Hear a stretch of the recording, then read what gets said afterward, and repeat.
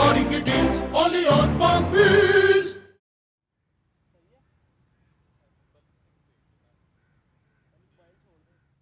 अस्सलाम वालेकुम पाक व्हीलर्स, मेरा नाम है सुनील मंज और मैं पाक व्हील्स एक्सपर्ट रिव्यू सीरीज़ के एक और एपिसोड के साथ आपकी खिदमत में हाजिर हूँ। आज हम आपके लिए जिस गाड़ी का रिव्यू लेके आए हैं वो होंडा एलेंट्रा है। Honda Nishat motor Pakistan limited ने पाकिस्तान के अंदर लास्ट ईयर अपने कंज्यूमर सेगमेंट के लिए जो पहली गाड़ी है उसको लॉन्च किया था, जो कि होंडा टूसॉन थी। क्रॉसओवर स्लैश एसयूवी कैटेगरी की गाड़ी थी और उसको मार्केट में बहुत ज़्यादा पजीराई मिली। जिस दिन से वो गाड़ी लॉन्च हुई थी उस दिन के बाद से ही उनकी जो प्रोडक्शन है वो डिमांड को मीट नहीं कर सकी थी और बहुत से लोगों का ख्याल ये था कि होंडा जो है पाकिस्तान में अभी जो कंज्यूमर सेगमेंट के अंदर सेडान कैटेगरी है उसमें बहुत लेट एंट्री करेगा। But to my surprise and everyone else's as well, इस साल में मार्च के अंदर होंडा ने एलेंट्रा जो पाकिस्तान में सेडान कैटेगरी की सबसे बड़ी इंजन वाली गाड़ी है उसको लॉन्च कर दिया। आज मैं आप लोगों के लिए एलेंट्रा GLS 2.0 वर्जन जो है उसका रिव्यू लेके आया हूँ। अगर हम गाड़ी के फ्रंट की बात करें तो गाड़ी के फ्रंट में आपको दो चीज़ें बड़ी जो है ना एकदम अपील करती हैं। एक तो इसकी जो फ्रंट हेडलाइट्स हैं और इसकी जो दो कैरेक्टर लाइन इसके जो बोनेट के अंदर चल रही हैं, ये जो बहुत गाड़ी की एक फ्रंट लुक आपको एकदम कैच करती है। गाड़ी की जो हेडलाइट है वो बहुत खूबसूरत है। इसमें आप जो सबसे पहली चीज़ नोटिस करेंगे वो उसकी DRL है, जिनकी शेप बहुत खूबसूरत है और ये दूर से आते हुए नजर आते हैं। इसके अलावा हेडलाइट जो है उसके अंदर टेट्रा LED मौजूद है। अगेन वो गाड़ी की जो फ्रंट लुक है उसके अंदर खूबसूरती में बहुत ज़्यादा इजाफा करते हैं।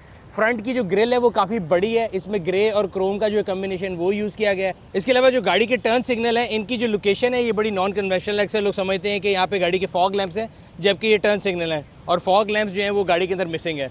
इसके साथ आपको एयर इनटेक के जो डक्ट्स वो नज़र आते हैं और फ्रंट जो बम्पर के नीचे आपको एक एप्रन स्टाइल नज़र आता है जो कि इस बम्पर की डेफिनेशन को और इसकी गाड़ी की पूरी डिज़ाइन फिलॉसफी को डिफाइन करता है। अगर साइड प्रोफाइल की बात करें जो सबसे पहली चीज़ आप नोटिस करेंगे वो गाड़ी के अलॉय व्हील्स हैं जो कि 16 इंच के हैं। बट मुझे इसके जो डिज़ाइन है और इसकी जो फिनिश है वो ख़ास पसंद नहीं आई। बाकी साइड पे अगर आप देखें तो साइड व्यू मिरर के अंदर टर्न सिग्नल LED है। इसके अलावा डोर हैंडल जो है वो क्रोम के हैं। साइड कैरेक्टर लाइन जो है वो इतनी प्रोनाउंस नहीं है। एक और चीज़ जो मुझे बड़ी अच्छी लगी इस गाड़ी के जो मड फ्लैप्स हैं अगर हम दिखा सकें तो दोनों बड़े स्मार्ट और बड़े अच्छे कॉम्पैक्ट स्टाइल के हैं। इसके अलावा पाकिस्तान में कामयाबी की ज़मानत शार्क फिन एंटीना जो है वो आपको यहाँ पे रूफ पे साइड से नज़र आ जाएगा। गाड़ी के रेयर एंड की तरफ चले तो गाड़ी की जो बैक लुक है वो मुझे फ्रंट से ज़्यादा खूबसूरत लगती है, बड़ी बल्की है। और अगर ओवरऑल अगर आप इसकी जो डिज़ाइन की बात करें मुझे लगता है कि निसान स्काईलाइन 2003 होती थी उससे काफ़ी ज़्यादा इंस्पायर्ड है। इसकी जो रेयर लाइट्स हैं वो बहुत खूबसूरत हैं, लेकिन अगर ये जो टर्न सिग्नल है इनके अंदर भी अगर LED बल्ब दिए जाते तो मेरे ख्याल से ज़्यादा खूबसूरती में इजाफा हो सकता था। इसके अलावा जो एलेंट्रा का बैच है वो बहुत खूबसूरत है।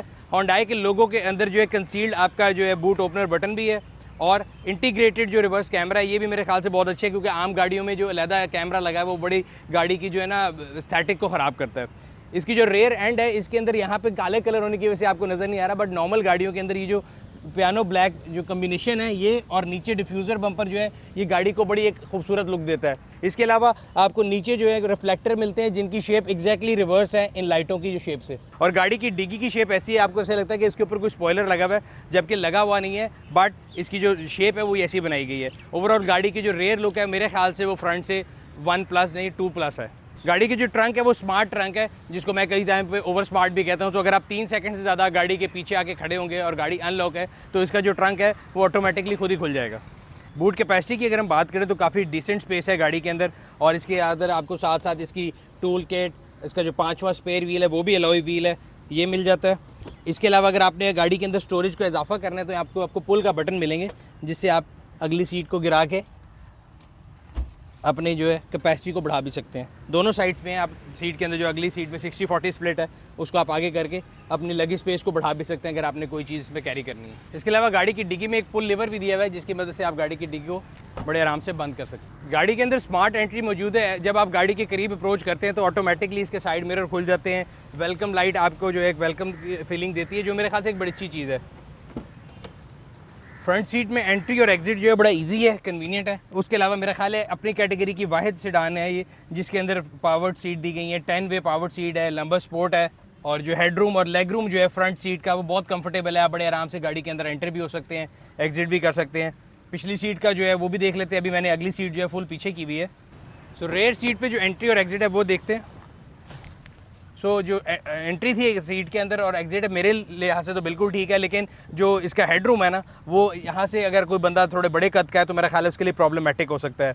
अगली सीट मैंने आपको बताया था कि मैंने फुल पीछे की है तो मेरे लिए मेरी हाइट का बंदा जो है वो इसमें आराम से बैठ गया है, लेकिन अगर अगली सीट फुल पीछे यानी आगे भी कोई 6 फुट का बंदा बैठा है और पीछे भी कोई 6 फुट का बंदा आ जाता है तो फिर मसला हो सकता है, वरना पिछली सीट जो है बड़ी कंफर्टेबल है। आर्मरेस्ट मौजूद है सेंटर में और 4 एडल्ट्स बड़े आराम से कंफर्टेबली लॉन्ग जर्नी के लिए इस गाड़ी को इस्तेमाल कर सकते हैं। और अगर 5 लोगों ने भी यूज़ करना है तो इसको आप ऊपर करके 5 लोग बैठ सकते हैं। जो सेंटर कुशन है वो बहुत ज़्यादा, उसकी जो शेप है वो ऐसी नहीं है कि वो अनवेलकमिंग हो, तो 5 लोग शहर के अंदर आराम से इस गाड़ी को यूज़ कर सकते हैं। उसके अलावा जो इसका पिछला ये फ्लोर बेड है ये तकरीबन फ्लैट है। ये गाड़ी की स्मार्ट की है, मैंने आपको बताया था गाड़ी में स्मार्ट एंट्री है, कीलेस आप गाड़ी के अंदर आ सकते हैं, तो आपकी जेब में हो या आप कहीं भी गाड़ी में इसको प्लेस कर लें। पुश स्टार्ट दिया गया है। गाड़ी की जो डैशबोर्ड है वो 2 कलर का है, 2 टोन है, ऊपर डार्क ग्रे है, नीचे आप इसको बेज भी कह सकते हैं, लाइट ग्रे भी कह सकते हैं, और उसके बीच में एक बहुत खूबसूरत सिल्वर लाइनिंग चल रही है जो कि डैशबोर्ड से होते हुए दरवाज़ों में लॉक हैंडल से पीछे तक गाड़ी में ट्रैवल करती है। और ओवरऑल गाड़ी की जो पूरी डिज़ाइन फिलॉसफी है वो इन 3 कलर्स के ऊपर ही डिपेंडेंट है, ग्रे, सिल्वर एंड ब्लैक का भी कम्बिनेशन। इसमें मैंने आपको बताया पियानो ब्लैक आजकल हर आने गाड़ी में यूज़ होता है। इस गाड़ी के बैक बम्पर के एप्रन पे भी यूज़ हुआ है, इंटीरियर में भी कई कई जगह पे आपको पियानो ब्लैक कलर जो है उसका प्ले नज़र आएगा। ओवरऑल डैशबोर्ड की अगर हम बात करें, जो आप इसकी डैशबोर्ड की एक लुक एंड फील है वो मुझे लगता है कि एक जनरेशन थोड़ी पुरानी है। हालांकि इसमें ये नहीं है कि कोई सी चीज़ की कमी है, गाड़ी में तमाम नेसेसरी ऑप्शन जो है वो लोडेड हैं और हर वो चीज़ जो गाड़ी में होनी चाहिए ये कंपैरेटर ऑफर करता है वो इस गाड़ी में मौजूद है। सवाए इसके अंदर लेदर सीट्स की ऑप्शन नहीं है, इसकी सीट्स फैब्रिक हैं, बट OnePlus जो इन्होंने ऑप्शन दिया है वो दूसरों से ज़्यादा जो दी है वो ये है कि इसके अंदर इलेक्ट्रिक सीट दी गई है जो कि कोई भी कंपैरेटर नहीं देता। अगर आप डैशबोर्ड की कंट्रोल पैनल के ऊपर आएंगे तो आपको मॉडर्न और कंटेम्प्रेरी का एक हसीन इम्तजाज मिलेगा। मतलब आप ये इसको टच के भी थ्रू सारा कुछ कंट्रोल कर सकते हैं, बट कोई मेरी तरह का ओल्ड स्कूल आदमी है जिसको बटन ही दबा के काम करना है तो नीचे तमाम चीज़ों के बटन भी मौजूद हैं। एक चीज़ आपको इसके अंदर और किया स्पोर्टेज के अंदर और Hyundai Tucson के अंदर मुझे बड़ी मुमासलत लगती है कि अगर आप एक बटन देखें तो ये तीनों गाड़ियों के अंदर बिल्कुल कॉमन से हैं। इनफैक्ट जो इसके फॉन्ट है वो भी सेम है। गाड़ी का जो एसी है वो डुअल जोन क्लाइमेट कंट्रोल है, पैसेंजर और ड्राइवर अपनी मर्जी का टेम्परेचर भी सेट कर सकते हैं। डिजिटल क्लाइमेट कंट्रोल है। जो इसके पैनल के जो बटन हैं ये बड़े नॉन कन्वेंशनल स्टाइल के हैं, बट मुझे ये लगता है कि जो इसके नीचे डिज़ाइन है ये अभी नया तो बहुत अच्छा लग रहा है, लेकिन विद टाइम इसके अंदर मिट्टी फंस सकती है या जो इसकी वेयर एंड टेयर है वो ये विद टाइम के साथ कैसा होगा ये तो वक्त बताएगा। गियर जो है गाड़ी का, इसके साइड पे आपको ये ग्रे रंग की पैनलिंग नज़र आ रही है जिसमें काफ़ी ज़्यादा आपको ऐसे लगता है कि स्विच जो है वो खाली हैं और सिर्फ एक स्विच है जिसको ड्राइव मोड का इसमें बटन है, जो कि मैं आपको ड्राइव टेस्ट के दौरान बताऊंगा गाड़ी के 4 ड्राइविंग मोड्स के बारे में। आप इसको यहाँ से सिलेक्ट कर सकते हैं। स्टीयरिंग जो है वो एडजस्टेबल है, ऊपर नीचे आगे पीछे दोनों तरीके से आप इसको एडजस्ट कर सकते हैं। अगर हम गाड़ी के स्पीडोमीटर की बात करें तो उसके अंदर आपको एक चेकर्ड फ्लैग टाइप जो कार्बन फाइबर का जो होता है ना वो इसके अंदर आपको इंप्रेशन नज़र आएगा। यही आपको पूरी जो है ना कम्बिनेशन जो डिज़ाइन की फ़िलॉसफी आपको गाड़ी के डैशबोर्ड के अंदर, एसी के साइड फेंस के ऊपर भी नज़र आएगी।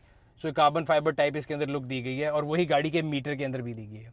गाड़ी की जो MID है वो आपको तमाम नेसेसरी इन्फॉर्मेशन प्रोवाइड करती है। आपको ड्राइविंग मोड के बारे में बताती है, आपको ये बताती है कि गाड़ी के इस टाइम पे जो है फ्यूल एवरेज क्या चल रही है, आपके digital speedometer, instant fuel average, आपकी पूरी जो क्यूमुलेटिव फ्यूल एवरेज है वो, डिस्टेंस टू एंड कितना है, कितने किलोमीटर चलेगी, इंस्टेंट फ्यूल एवरेज गाड़ी की कितनी है।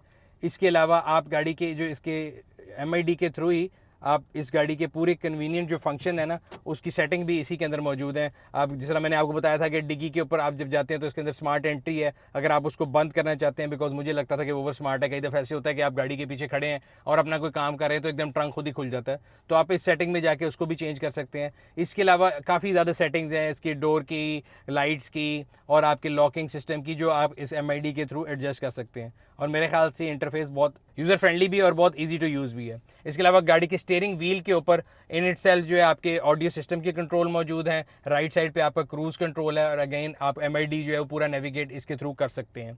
आपने फ़ोन कॉल सुननी है या लेनी है, अगेन आपको अपने हाथ को वहाँ तक भी ले जाने की ज़रूरत नहीं, आप स्टीयरिंग व्हील से ही उसको यूज़ कर सकते हैं। वॉइस कमांड एक्टिवेट कर सकते हैं। राइट साइड पे आ जाएं तो ट्रैक्शन कंट्रोल का आपको बटन नज़र आएगा। गाड़ी का आपने ट्रैक्शन कंट्रोल अगर ऑफ़ करना है तो आप इसको लॉन्ग प्रेस करके रखेंगे तो ऑफ़ हो जाएगा। और उसके साथ एक बटन है जो गाड़ी के मीटर की लाइट को हल्का और तेज़ करता है। कई लोगों का ख्याल ये था कि जी इसकी जो लाइट है मीटर की वो बहुत ज़्यादा तेज़ है और आपको अनॉय करती है अगर आप हाईवे पर जा रहे हो, ख़ासतौर पर रात के टाइम पर, तो आप इसको एडजस्ट कर सकते हैं। सो अगर आप इसके डिफरेंट मोड्स हैं आप उस पर इसको लेके जा सकते हैं।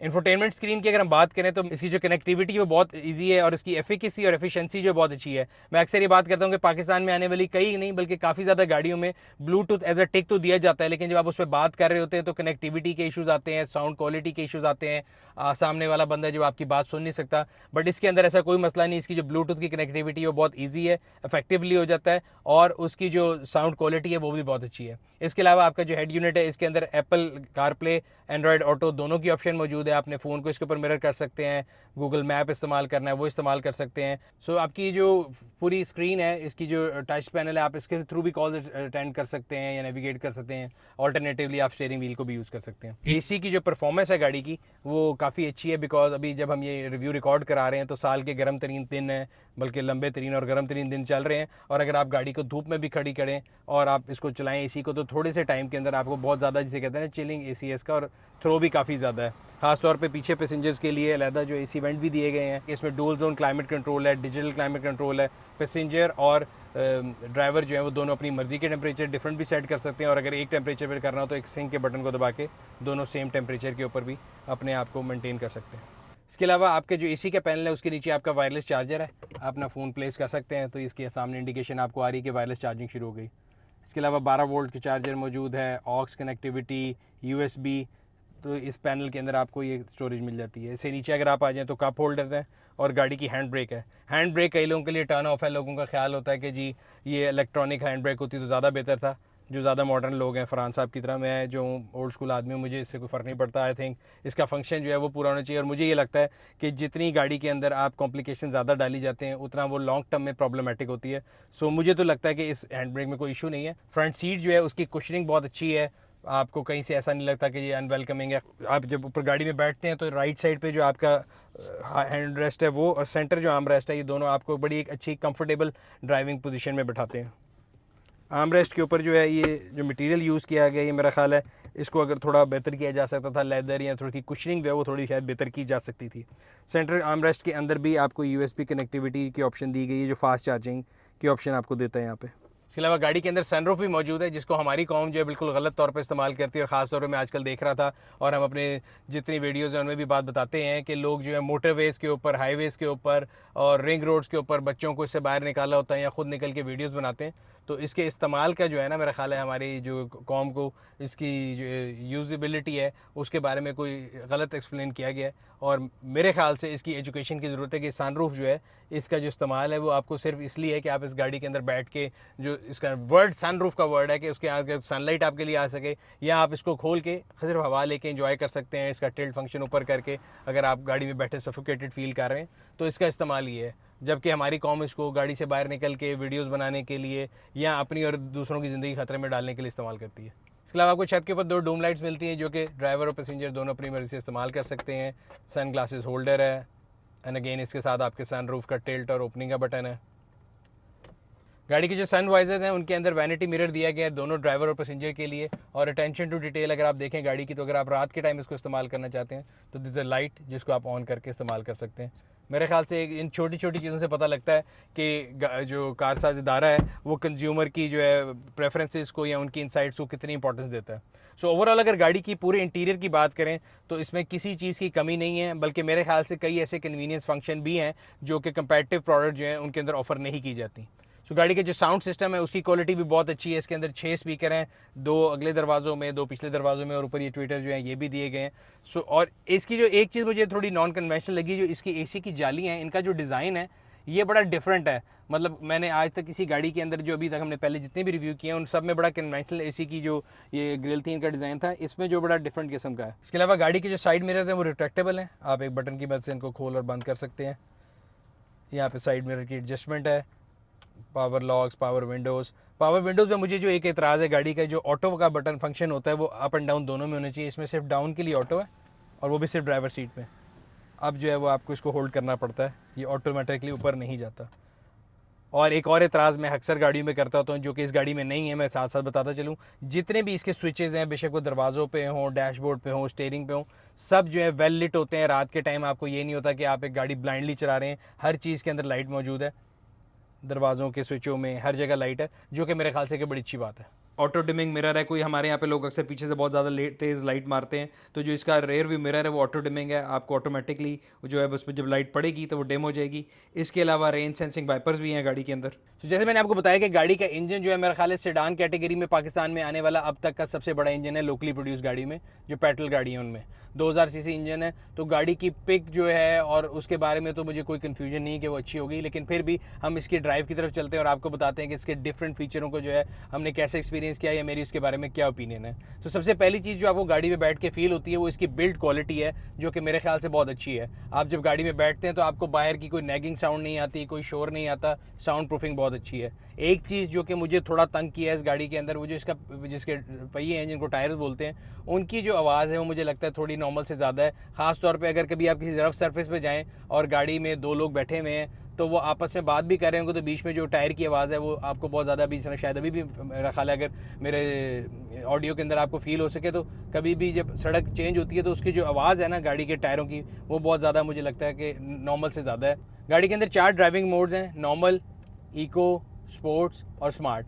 सो आप अपनी मर्ज़ी का जो ड्राइविंग मोड है उसको सिलेक्ट करके गाड़ी की जो है फ्यूल इकॉनमी उसको एडजस्ट कर सकते हैं और सिमिलरली गाड़ी की जो आउटपुट है वो भी मोड के मुताबिक है। तो जो स्मार्ट मोड है वो आपके ड्राइविंग हैबिट्स को जो है ना वो देख लेता है और फिर उस लिहाज से गाड़ी को डिफरेंट टाइम पे ऊपर डिफरेंट जो है उसकी जो है ना फ्यूल एफिशिएंसी और आउटपुट के ऊपर लेके जाता है। मैंने जो गाड़ी चलाई है, मैं नॉर्मली अगर सड़क पे शहर में गाड़ी चलाऊँ तो मैं इसको इको मोड में चलाता हूँ। और एक और चीज़ जिसके बारे में लोगों को बड़ी एक गलत फहमी थी या एक लोगों का हमारे यहाँ पाकिस्तान में मिसकंसेप्शन होता है कि जी बड़ा इंजन वाली गाड़ी है तो पेट्रोल का कबाड़ा होगी। इस गाड़ी की जो फ्यूल एवरेज है वो बहुत ही इंप्रेसिव है और अगर हम इसको कंपेयर करें जिस सेगमेंट के अंदर ये कम्पीट करती है तो मेरा ख्याल है तमाम कंपैरेटिव प्रोडक्ट से इसकी फ्यूल एवरेज जो कि अभी तक मैंने कैलकुलेट की है बेहतर है। इसकी शहर के अंदर फ्यूल एवरेज एक मतलब मैं कोई बहुत ज़्यादा जो है ना ईजी फूड से गाड़ी नहीं चलाता, ना ही कोई बहुत ज़्यादा हार्श चलाता हूँ, बट एक नॉर्मल ड्राइविंग के साथ इसकी जो फ्यूल एवरेज है वो 10.5 से 11 जो है वो आ रही है मुझे with in city with AC। और लॉन्ग के ऊपर इस गाड़ी की जो फ्यूल एवरेज मुझे मिली है वो 16 से 17 किलोमीटर पर लीटर है विद AC।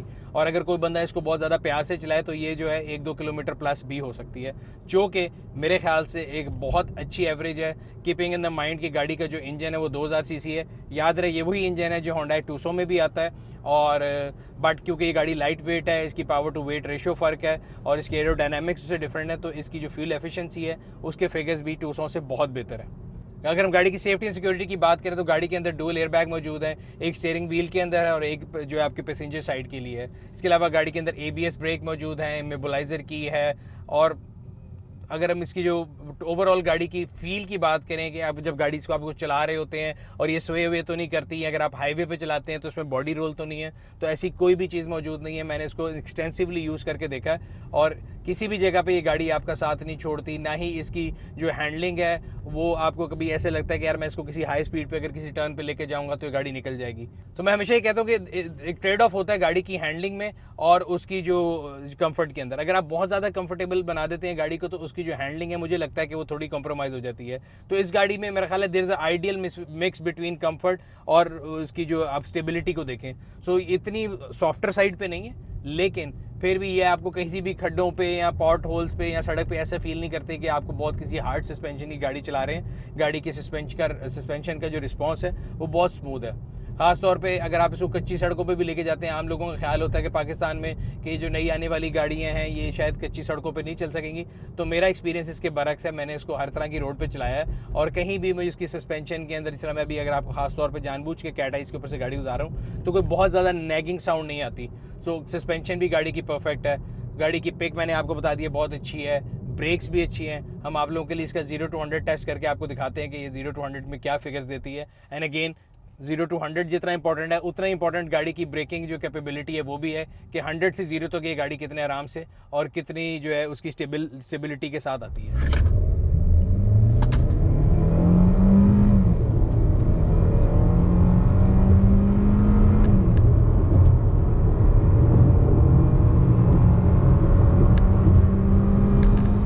गाड़ी का जो गियर है वो 6 स्पीड ट्रिप्टॉनिक है। अगर आप इसको मैनुअल चलाने जाते हैं आप इसको राइट साइड पे शिफ्ट करें और इसमें प्लस माइनस की ऑप्शन है जो कि आपको MID में डिस्प्ले भी दे देगा कि आप किस गियर में हैं। तो ख़ास तौर पे पहाड़ी इलाकों में या डाउन हिल आते हुए जो है इसका इस्तेमाल जो है बड़ा आप एफिशिएंटली कर सकते हैं। सो ओवरऑल जो गाड़ी की ड्राइव है वो बहुत कंफर्टेबल है, गाड़ी की पिक अच्छी है, ब्रेक्स अच्छी हैं।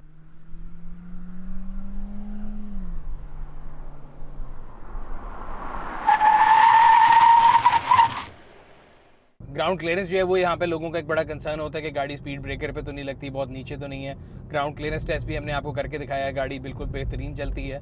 और ख़ास तौर पे जो उसकी सस्पेंशन है वो खड्डों के ऊपर या पॉट होल्स के ऊपर जो कि हमारी सड़कों पर बहुत ज़्यादा है, उसका रिस्पॉन्स बहुत स्मूथ है। सो ओवरऑल हमारे यहाँ पे जब ये गाड़ी लॉन्च हुई थी तो बहुत लोगों का एक क्विक रिस्पांस था, जिस तरह हमेशा होता है कि अर्ली पहले दिन लाइनें लगी हुई थी, लोग शोरूमों पे लगे हुए हैं पे ऑर्डर्स लेके जी हमने डिलीवरी करानी है। बट अनफॉर्चुनेटली वो वही लोग होते हैं जिनके बारे में मैं हमेशा बात करता हूँ कि जो माफियाज हैं, जो कि गाड़ी को ब्लैक मार्केट करना चाहते हैं। और यही वो लोग हैं जो कि गाड़ी को, किसी भी गाड़ी को जो है उसके उन्होंने सक्सेस का जो एक गेज बनाई हुई है वो इससे गेज करते हैं कि जी किस गाड़ी के ऊपर कितना प्रीमियम आया, कितना ऑन आया और उन्होंने लोगों से कितने पैसे एक्सप्लॉइट किए। आज अगर हम बात करें मार्केट की और इस गाड़ी को अपने कंपैरेटर से कंपीट करें तो मेरे ख्याल से दो चीज़ें जो इस गाड़ी को किसी भी यूज़र की एक इंपॉर्टेंट चॉइस बना देते हैं अगर हम उसको कंपैरेटिव प्रोडक्ट के साथ कंपेयर करें। एक चीज़, इस गाड़ी का जो डिलीवरी टाइम है वो तमाम गाड़ियों से कम है। दूसरा, इसके ऊपर कोई प्रीमियम नहीं है, जो कि मेरे ख्याल से बहुत अच्छी बात है। और एंड यूज़र इस गाड़ी को अपने इस्तेमाल के लिए जो भी लेना चाहता है वो इसको बुक करा के बड़े आराम से हासिल कर सकता है। तो अगर हम कंपेयर करें कंपैरेटिव प्रोडक्ट से तो 40-50 हज़ार रुपये का फ़र्क है अगर आप सिर्फ खाली एक्स फैक्ट्री प्राइस को कंपेयर करेंगे। बट अगर आप उसकी ऑन रोड प्राइस जिस पे वो वाकई गाड़ी आपको मिलती है उसको कंपेयर करेंगे तो मेरा ख्याल है ये कंपैरेटिव प्रोडक्ट से, बिकॉज प्रीमियम के साथ मार्केट में जब गाड़ियाँ अवेलेबल होती हैं तो नॉन प्रीमियम कार और प्रीमियम कार का जो प्राइस डिफरेंस है उसमें ही उन गाड़ियों से सस्ती पड़ जाती है। इसके अलावा इस गाड़ी की जो आफ्टर रिडक्शन जो प्राइस आई है, because auto policy and finance bill और बजट के बाद काफ़ी गाड़ियों की मार्केट में प्राइसेस चेंज हुई हैं, तो तकरीबन 1.5 लाख रुपए की इसमें कमी हुई है। और इस गाड़ी की जो फैक्ट्री प्राइस है वो एक्स फैक्ट्री प्राइस 3899 की है, जबकि ऑन रोड प्राइस 40 लाख और 49,000 की है, जो कि मज़ीद इस गाड़ी को मेरा ख्याल है एक और अट्रैक्टिव प्राइस कैटेगरी में चॉइस बना देती है। तो शॉर्ट टर्म में लोग ऐसी चीज़ों को नोटिस करते हैं कि गाड़ी पे ऑन नहीं है, और हमारे यहाँ पे एक लोगों ने बेसिकली कैलकुलेटर बनाया हुआ है कि शायद गाड़ी जो है उसका सक्सेस जो है ऑन से गेज किया जाता है। मैं उससे एग्री नहीं करता। तो लॉन्ग टर्म में किसी भी गाड़ी का सक्सेस दो चीज़ें बताती हैं, एक उस गाड़ी की परफॉर्मेंस आपके टिपिकल इलाके में कैसी रही है, दूसरा उसका सर्विस नेटवर्क कैसा है और उसके पार्ट्स की अवेलेबिलिटी कैसी है। तो होंडाई का जो नेटवर्क है पाकिस्तान के अंदर, होंडाई निशाद मोटर का, वो मेरे ख्याल से वो ऑलरेडी काफ़ी वेल इस्टेब्लिश है। और अभी तक मैं जितने लोगों से मिला हूँ जो इस गाड़ी को इस्तेमाल कर रहे हैं, मुझे कोई भी सिंगल ऐसा यूज़र नहीं मिला जिसको इस गाड़ी से कोई कंप्लेंट हो। बाहर बैठ के बोल देना या किसी गाड़ी के बारे में बात कर देना डिफरेंट चीज़ है, और हमारा रिव्यू करने का मकसद भी होता है कि हम आपको गाड़ी को एक्सपीरियंस करके बताएं। तो ओवरऑल मैंने इस गाड़ी के बारे में जो, अगर मेरे से आप इसके 2 सेंट्स मेरे से पूछेंगे आपके इस गाड़ी के बारे में इन ब्रीफ में अगर आपको बताऊं, तो मेरे ख्याल से ये गाड़ी ट्रू वैल्यू टू मनी है। और अभी पाकिस्तान की जो मार्केट है उसके अंदर नई प्रोडक्ट्स के आने के साथ साथ कंज्यूमर के पास चॉइसेस का इजाफा हो रहा है। और मेरे ख्याल से इस सेगमेंट की जो गाड़ियाँ हैं जो कि प्रीमियम सेगमेंट सेडान है, उसके अंदर होंडाई एलेंट्रा जो है ये एक बहुत अच्छा एडिशन है। अगर आप अपने शहर के अंदर गाड़ी की रिस्पेक्टिव प्राइस को देखना चाहते हैं होंडाई एलेंट्रा की, तो ये पॉपअप बैनर के ऊपर क्लिक करके आप हमारा on road price calculator use कर सकते हैं, जो कि आपको अपनी सिटी के अंदर विद रजिस्ट्रेशन आपको ये गाड़ी कितने की कॉस्ट करेगी वो आपको बताएगा। तो ये था आज का रिव्यू। उम्मीद करते हैं आपको पसंद आया होगा। अगर अभी तक आपने हमारे यूट्यूब चैनल को सब्सक्राइब नहीं किया, सब्सक्राइब करें, बेल आइकॉन पर क्लिक करें ताकि आपको और आने वाली वीडियो के बारे में नोटिफिकेशन मिलता रहे। कॉमेंट सेक्शन में अपने राय से आगाह करते रहा करें। हम लोग कोशिश करते हैं कि आप लोगों की फीडबैक को लेकर अपनी वीडियोज़ को पहले से बेहतर बनाएं। ये था आज का रिव्यू। आपसे अगले रिव्यू में फिर मुलाकात होगी। तब तक अपना और अपने गिरदोनवा के लोगों का ख्याल रखिएगा। शुक्रिया। क्या आप गाड़ी बेचना चाहते हैं बगैर किसी परेशानी के? parkwheels.com लाया sell it for me service. हमारी माहिर टीम आपके डोर स्टेप पे आपकी गाड़ी की मुकम्मल तफसीलात और फोटोज हासिल करके parkwheels.com पे प्रोफेशनल एड पोस्ट करेगी, जिसे लाखों खरीदारों के सामने भरपूर तरीके से नुमाया किया जाएगा। और सिर्फ यही नहीं, खरीदारों की कॉल्स, ऑफर्स, विजिट्स और उनसे नेगोशिएशन से लेके पेमेंट ट्रांसफर तक की तमाम जिम्मेदारी हमारी टीम पूरी करेगी। तो इंतजार किस चीज का है? बस parkwheels.com विजिट करके sell it for me service को सिलेक्ट करें और गाड़ी बेचने की फिक्र से हो जाएं आजाद। गाड़ी की deals only on Park Wheels।